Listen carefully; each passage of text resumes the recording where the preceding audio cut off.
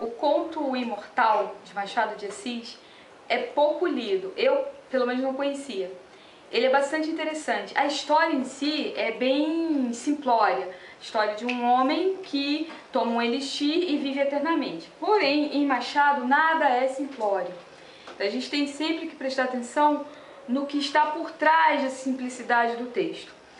Ao longo do texto, a discussão que o Machado estabelece com o leitor é sobre morte e o valor da vida. Não necessariamente imortalidade, mas qual é o valor que se dá à vida. E o que é bem interessante é que ele escolhe um médico, um cientista, que no senso comum é visto como uma pessoa que não acredita muito em vida após morte, mesmo que tenha uma religião ou simpatize por alguma coisa, algo relacionado à religião. No texto, o Dr. Leão, que é o filho desse imortal, ele começa a apresentar muito credulamente a experiência do pai. Outra coisa que chama a atenção no conto é que, ao longo da narrativa, o imortal ele vai perdendo a alegria de viver. Porque, como ele vive para sempre, ele descobre que viver para sempre, sem amadurecimento, sem perceber que houve mudança física até, ele não envelhece, não é interessante. Então, a crítica do Machado pode ser vista, aliás, como uma crítica aos valores cientificistas da época em que ele escreveu, pode ser vista também como uma crítica aos valores religiosos que se pretendia difundir entre a população, a crença de que é possível a imortalidade, é possível estender isso até o infinito, e também uma crítica aos cientistas que acreditam poder inventar um modo de tornar o homem imortal nesta terra.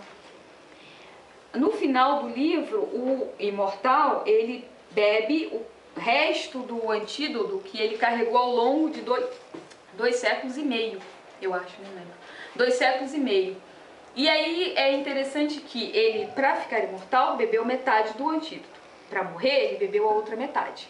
Então, ironicamente, Machado está dizendo: o que há de imortalidade já está na vida que o sujeito tem. Então ele não precisa ser imortal fisicamente, ele precisa ser imortal no que ele faz. E o personagem, ele descobre muito melancolicamente que ele não fez nada. Então ele não vai ser imortal. E ele toma o resto do antídoto e morre fisicamente. E morre feliz, porque ele se reconcilia com o natural do ser humano. É isso.